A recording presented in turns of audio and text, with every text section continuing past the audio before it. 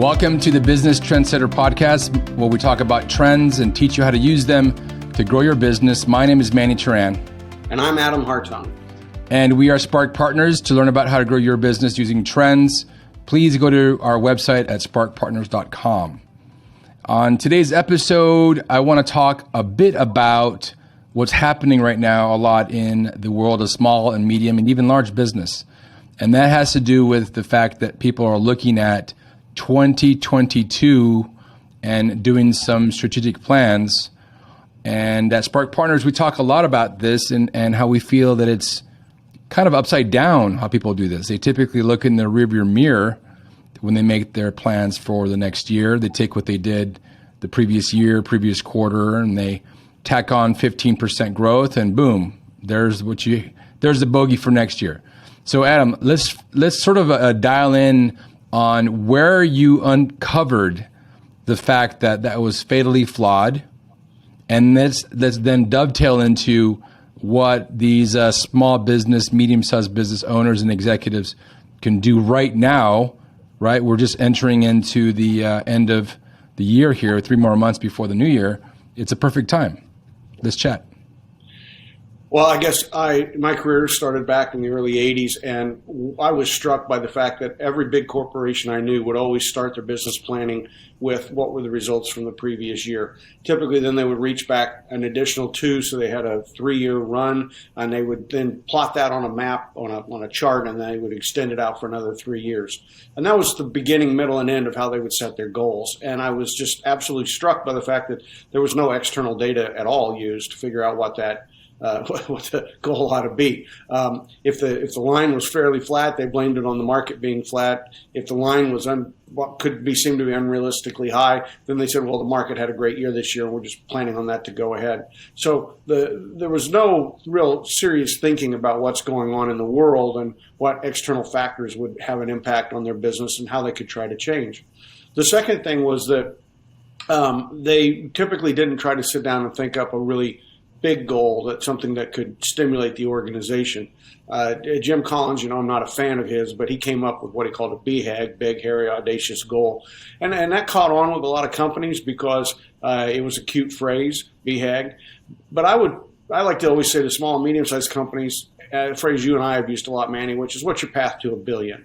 And I would start there. What's your path to $1 billion? And that's going to stretch your mind, right? Because right now you're not close to $1 billion. And so you have to say, for most of them, what would that path to $1 billion be? Now, if you happen to be a $600 or $700 million company, then it's be what's your path to $10 billion. But what we're trying to say here is, what is that path? And to get there, you have to be on a trend. There's no way you're going to change your business enough to get to that sort of a big goal unless you actually get into some new businesses, do some new things. And that requires, obviously, getting outside the box and then thinking. One of the recent examples of this is the companies that are getting into space tourism, right? We have Virgin, we have Blue Origin, and SpaceX. And so SpaceX hasn't really done much in the way of tourism. They've been very big in the satellite launching business so far. And we've seen this escalate recently, as they just recently, Blue Origin gave a free space flight to William Shatner, who used to be on Star Trek. And why that? Well, if you look at the founders of those companies, those are people who think in terms of how do I get to $1 billion of revenue. And I heard Richard Branson say shortly after Virgin Galactic went into space, he was interviewed on NPR, and he said, well, he had the specific numbers in his mind, and I don't have those right now. It was like there's 5 billion people on the planet. We take 1%, or I think he took less than 1% of those people, and he said they would like to go into space over the next 10 years.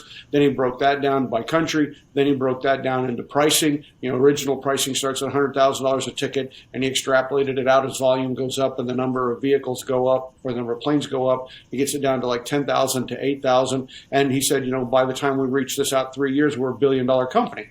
So here was a business that had no revenues at all, and he was able to develop his path to $1 billion. And I think that's part of what makes Richard Branson such a successful business person. Whenever Bezos says, I'm going to give William Shatner a free plane ticket. Why? Well, when he comes down, he gets videotaped. Probably everybody that's listening to this podcast saw on some news outlet the discussion between William Shatner and Jeff Bezos about how much Shatner enjoyed the exploration, and he's got a large fan base. So what's Bezos doing? Well, he's trying to drive demand. He's trying to get those people to say, yeah, I want to come. And now he can turn that around and say, I may have given Shatner one free ticket, but what it does, I generate demand for several tickets at $100,000 or $200,000 a piece. Why? Because Bezos is saying, what's my path to $1 billion? Again, for a business that has no revenue today. And so that's where I would start every small to medium-sized business is what's that path to $1 billion? Yeah. What's the trend you're going to ride to get yourself to that size? Yeah, and it's a matter of mindset. Those gentlemen that you just mentioned have the $1 billion mindset. And when we talk to small and medium-sized businesses, their mindset is typically not set towards $1 billion. Their business is set towards the incremental 10%, 15% at a stretch goal. 5% is okay. If we do 5% next year, we'll be okay. And what we've learned, especially with the work we do, is that the incremental innovations that you put through your company are not going to take you very far. And you really need to start to stretch into that blue horizon of $1 billion. Adam, let's talk about that. Let's zero in on that piece of it. Let's talk about how the incremental innovations versus the disruptive innovations, how they account for the growth of a company. Well, typically, your business, what you're doing, will grow at the rate of the marketplace. And if you're good at small innovations that help you capture a few more customers, you'll catch a few points ahead of where your market is growing. But if your competition will inevitably see these sorts of opportunities, catch up with you, and drag you back down. So it's very hard, very, very hard using incremental innovations to try to do better than your market does overall. It's kind of like as if Netflix had some stores and they said, well, we're going to run better stores. And well, you had that. You had Family Dollar in competition with Blockbuster. And so Family Video. Family Video was opening stores. There was another one called Popcorn Video. They were opening stores. So they're all talking about how we would run a better video store using some traditional retail techniques, merchandising, multiple product lines, end-of-shelf facings, employees, change in pricing, return policies, things like that. But what happened was all of them didn't really put any energy into thinking about how they could change their business model to do the sort of at-home shopping that Netflix had, where you could place your order at home and it would be delivered by UPS to your house. You could watch the video and then send it back at your leisure. So the difference there was one was incrementally trying to improve their business, one part of the market, with Blockbuster et al. And then you had another competitor saying, well, I'm really trying to think about how I could develop a whole new approach to the market. And that's what I always encourage people to think about is what is that opportunity to change? In this way, convenience was defined in traditional retail as being on the shelf and and the store being close, being location, and then the product being on the shelf, which is merchandise. What was happening was we're starting to see convenience being defined by I'm able to shop from home, which of course eventually became the e-commerce movement as well. It's a different definition of what is convenient. And so that's what I think we need to challenge ourselves as business people is to say, what are the parameters or the metrics we've been using? They probably measure the business we've always had, done the way we've always done it. Like Blockbuster, taking a look at traditional retail metrics. Whereas the new way, think about new metrics you can use, new ways to approach the customer, new ways to define success, and then look and see if that perhaps can meet a new need. Somebody they used to always laugh and say that I didn't know that I needed a product till Apple brought it to market. And then I realized I needed it. What was happening? Apple was looking around saying, hey, there's new ways I can put things together. And if I offer it to you, you'll realize there's a better way to no, I'm not going to say that. There's a better way to deliver, right? There's a better way to deliver on the customer's value proposition. And that's what we need to do, right? And that's where I think the strategic planning for 2022 is breaking down right now with people.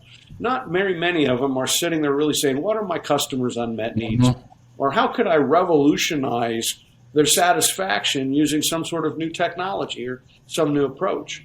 And we've talked a lot about the 4 big trends that are going to drive this decade. Artificial intelligence, asynchronous work behaviors, mobility, and the gig economy. Yet I go out and have meetings with small groups of small business people, and I'll bring up these 4 big trends, and I've yet to have a single entity at any of those meetings say that that's part of their planning for the future. Yeah, they don't plan that way. They don't really plan from the windshield. They plan from the rearview mirror. Yeah. And what's astounding, I've got some facts here that I'm going to pull up to show you the kind of the power and the might of the small business in the United States as it stands. So as of 2018, so we're a few years back here, but it's still not bad, some bad numbers. Firms with fewer than 500 employees account for 99.7% of businesses. Okay?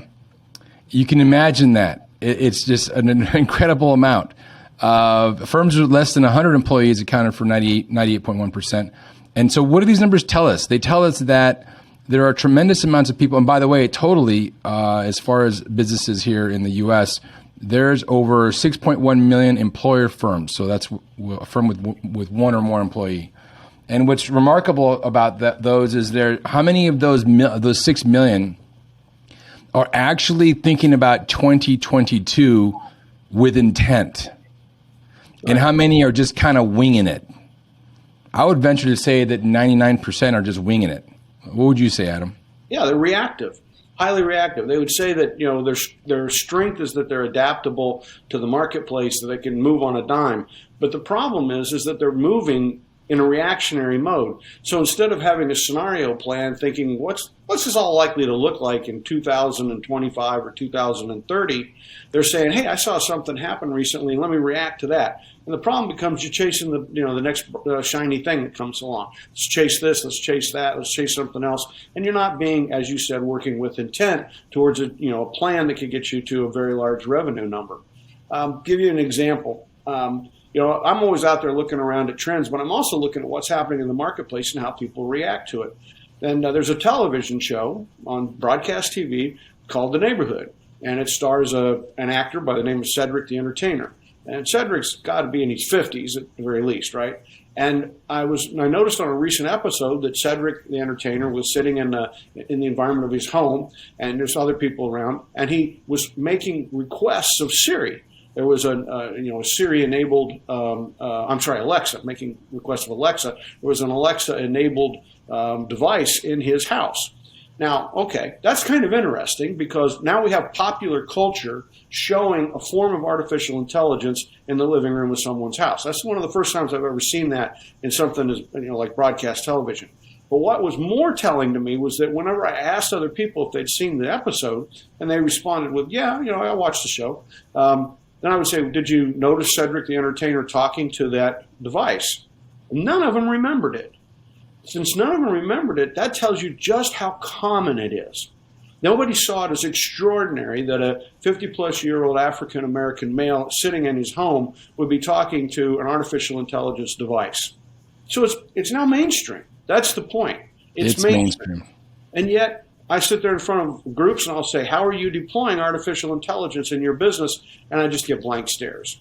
Now, at the very least, you should be sitting there talking about how would I deploy Alexa type or Siri type technology in my business. How could I do that, right?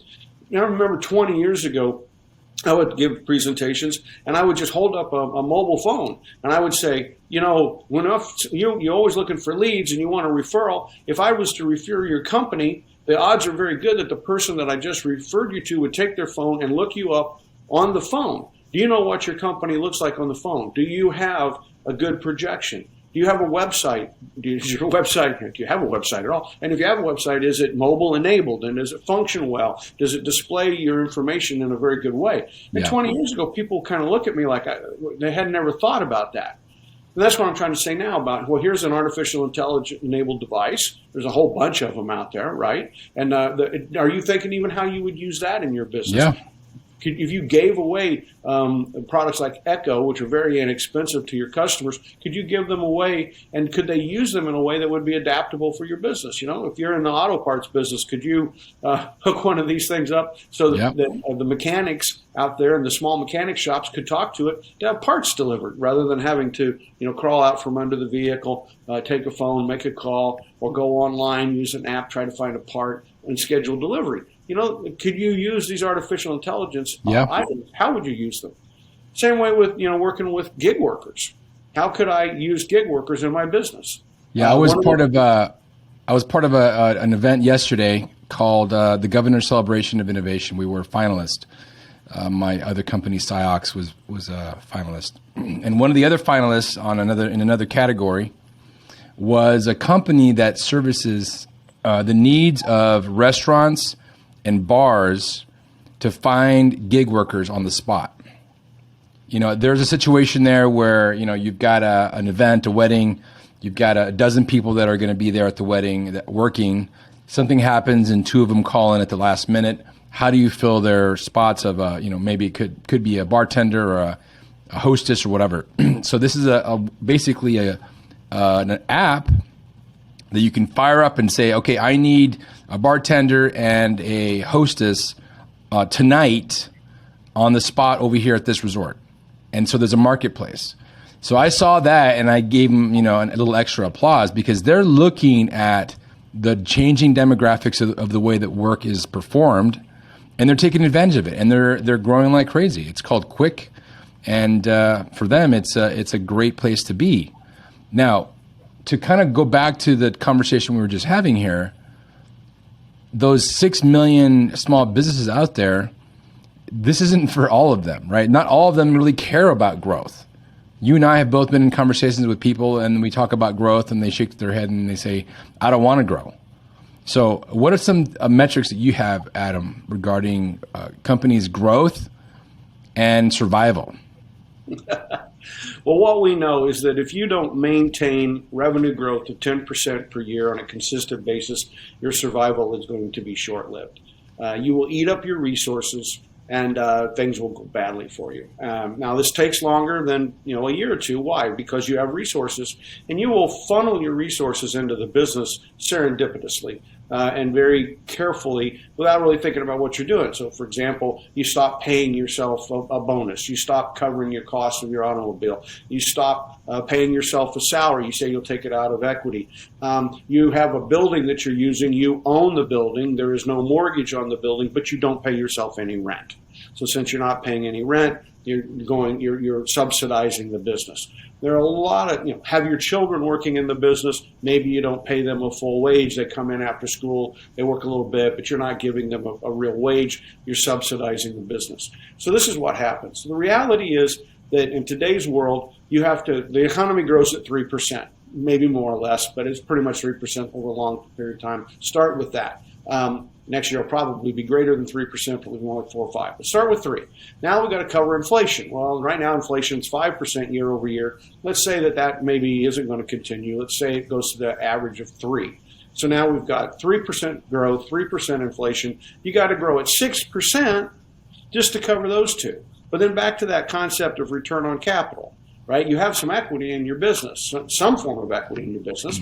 You may not produce a balance sheet like General Motors does, but you've got some equity. You need to be paying a return on capital. If you don't have a return on capital, you'll eat the capital up. All right. So historically, what's the return on capital you need? When I got out of business school, inflation was going crazy, and we had return on capital numbers of 24% a year. Fortunately, it's nothing like that now. But we can say that even in the last 80 years, when we've had some of the lowest interest rates ever recorded in the modern era, the return on capital had to be 4%, right? So we have to have 3% just to match the growth in the economy, 3% to cover our inflation, and then 4% as a return on capital. You need 10% per year just to have a viable business. Yeah. When I run into business people that don't want to accept that, I'm running into people that are on their way towards failure, because that's inevitably what will happen. I was working with a financial services, a small startup fintech company. Manny, you know them. And the founder wanted to raise $500,000. And I said, that's not enough to get you anywhere. Let's work on a plan that raises $2 to $5 million.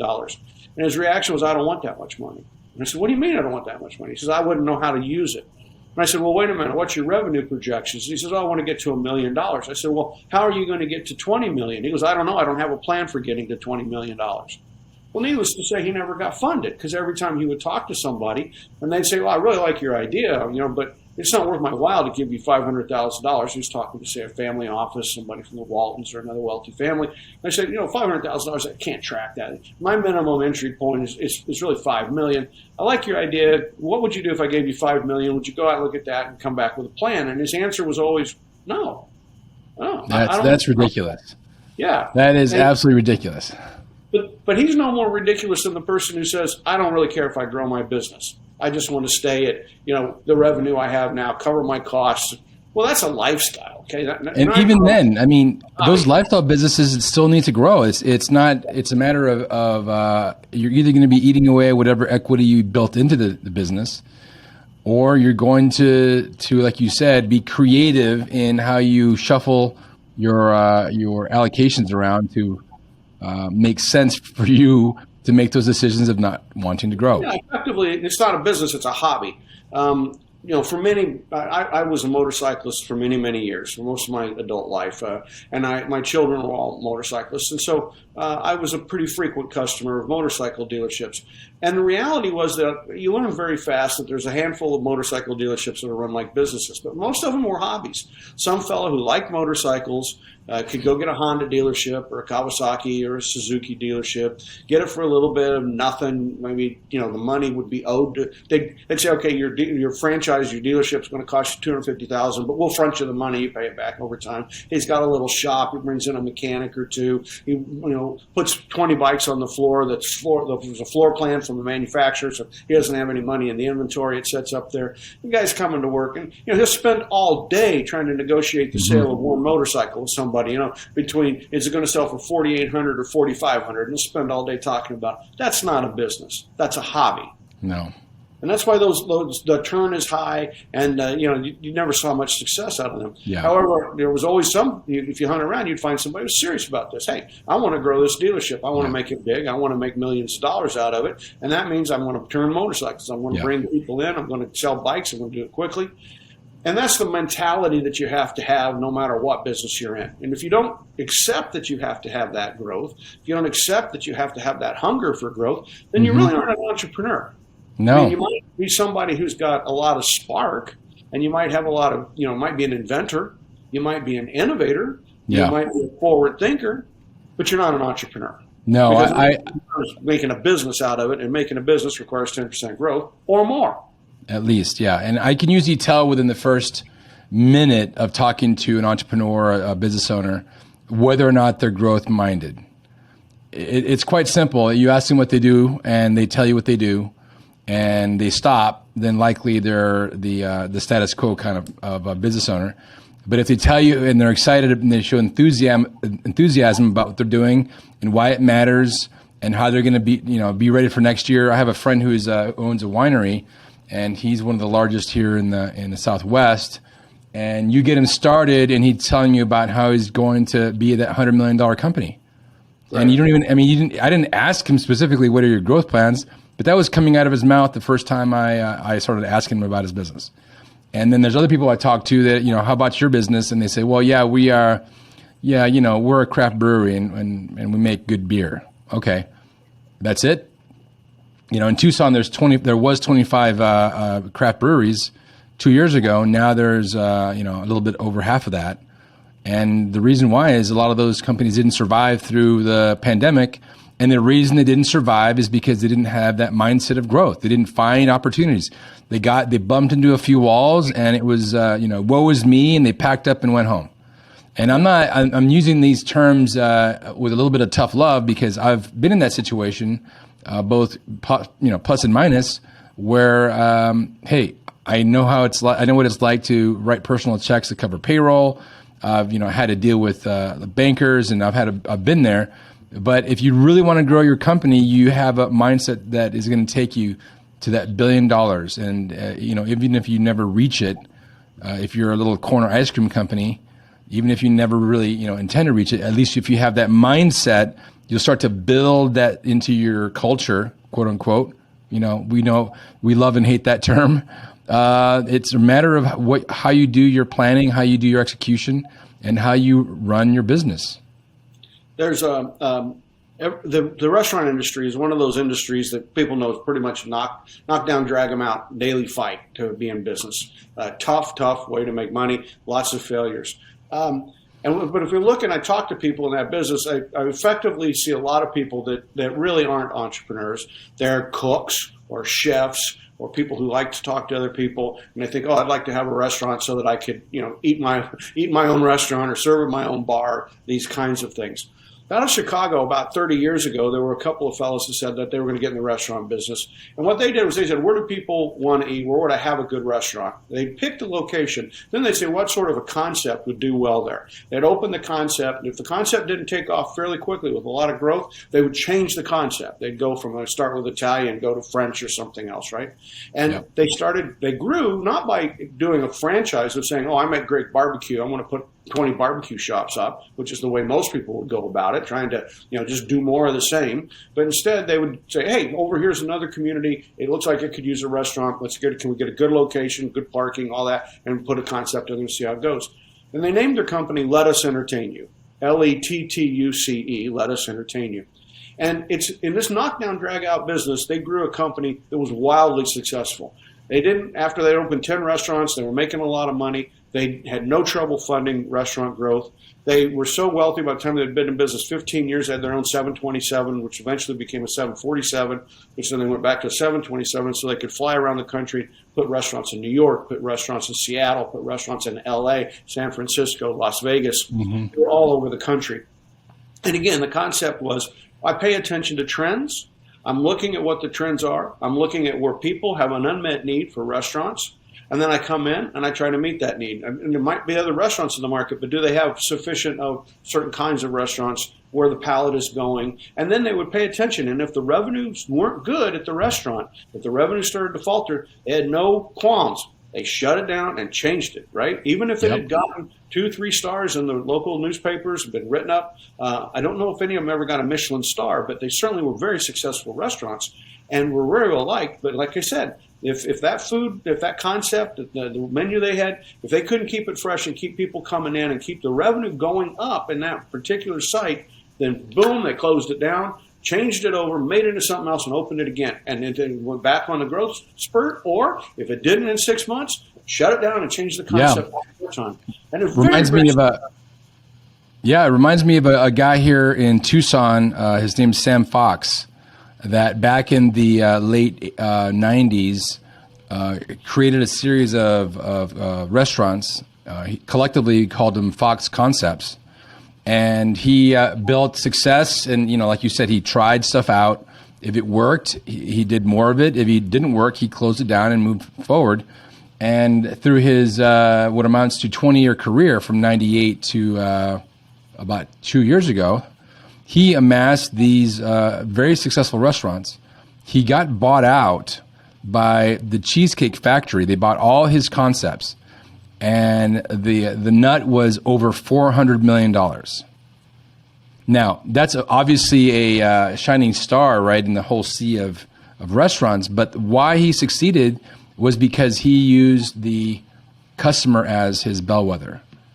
Yeah. Right. If things worked, he did more of it, and things didn't, he closed it down. That was as simple as that. And he ran his restaurant like a legitimate business, which might be nails on a chalkboard for restaurant owners, but it's the fact. If you run your business like your restaurant like a business, you have a higher propensity of success than if you run it like a lifestyle and you do things because that's the way you want it to run. The last piece of this I think we need to tie into for especially small to mid-sized businesses is funding.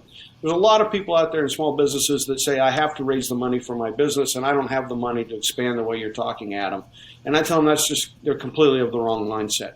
The issue is develop your growth plan. Figure out where you want to be. What's that path to $1 million, to $10 million, to $100 million, to $1 billion? What's that path look like?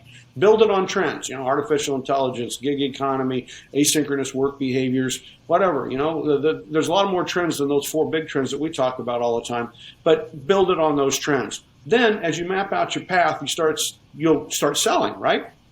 Turn your one unit into a high growth unit that gives you enough cash to open the second, but then start developing sources of finance. Because if you think you can grow a business today, if you think you can survive long term without other people's money, you're just wrong.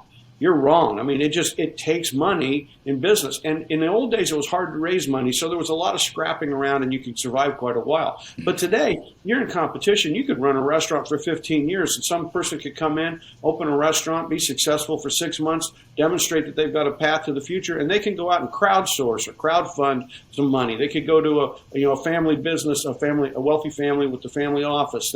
They could go to a venture capitalist or a private equity firm or a startup, a financing operation. There's so many sources of capital that just because you don't want to raise capital doesn't mean your competition won't. And if they do, they'll drive you out of business. So always tell them that's an excuse. Saying you can't raise money is an excuse. That's giving up before you got in the fight. Yeah. It may not have been your background, it may not have been your skill, but it's part of what an entrepreneur has to do today. Yeah, and I think it's something that a lot of people are very uncomfortable with. First of all, just talking about money in general is very uncomfortable for most people. There's a certain fear, a certain, it's like the occult. You just don't talk about it. I mean, it's just one of these things. It's got to be brought out to the light. If you really want to grow your business, you've got to grow it like a business. Be comfortable talking about your top line, your bottom line, the challenges you have. You've got to be authentic. You got to be open, but you also have to have a plan. You've got to have a way out, a way forward, a way up. And it's not going to be an incremental 15% growth. It's going to get any investor excited. They're going to want to see double-digit, 50% growth. And this is how we're going to get to $1 million, $500 million, $1 billion business. I always tell people, if you're uncomfortable talking about money, it's because you're uncomfortable with your plan. You think you're taking money without a good way to invest it. If you really have a plan to grow and you really know where you're going, then you are happy to take other people's money because you're going to help make them rich. You're going to give them a good return on capital.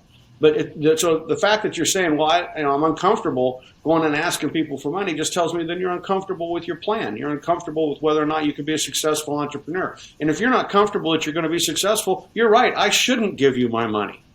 So that all starts again with saying, what's that path to $1 billion? And if that's too big a number, what's the path to $1 million, to $10 million, to $100 million, and then to $1 billion? Yeah. What are the trends you can leverage? What can you build on? What do you see in the world? If Cedric the Entertainer is in a mainstream comedy using artificial intelligence, then that tells you artificial intelligence is everywhere today. It's time to put that into your world. People are working asynchronously with podcasts, Zoom meetings, all this kind of thing. How are you leveraging that? And where are you putting gig workers into your model? Are you helping gig workers be successful? Can you support the gig economy? Can you hire from the gig economy? These are simple questions. And it's just one of 20 great trends you can throw on a board and say, how could I leverage to grow my business? Yeah, it's a great segue. Is if you email me, Manny@sparkpartners.com, I've got a list of 60 trends that are the top happening in the world today. Of course, we talk about the major four. I would contend that we've sort of added another one as a de facto, which is that of demographics. So now we're AI, gig economy, mobility, asynchronous life, and demographics has actually become maybe the top 5 there. But this is also a good segue into our course, Think Innovation. It teaches you to think like an innovator, to get out of the box, then think, and really reframe the way you approach your business. I used the word intent earlier. It's got to be, people use the word passion, follow your passion. Well, no, don't follow your passion because it's not necessarily going to make you any money. Make whatever you're doing your passion. Then you can actually, if you make following trends your passion, if you make building a business that lasts and grows at that high rate, make that your passion and you'll see some success. Yeah, think about it, $995 for our masterclass, which is 28 modules. It gives you everything you need. It's beginning to end. It's like getting an undergraduate course in entrepreneurship. It's something that you're not going to do it in 15 minutes. It takes months to work through all those modules. But the good news is that it has a beginning and it has a middle, and it drives you towards understanding how you're going to grow your revenues, and then how you're going to raise the money, and then how you're going to be successful and keep that engine going a long time. I mean, for $995, I know people that spend that much on a fancy dinner once a year. So, really, what are we doing these days? Get the plan, get out there, and get to growing. And 2022 should be, the next step on your road to $1 billion. Yep, I agree, Adam. Thank you so much for that. Those messages makes a lot of sense, and I agree that everybody should really take a look at that. So with that, Adam, have a wonderful rest of the week, and we'll be talking to you next week. Thank you, Manny. Cheers. Bye.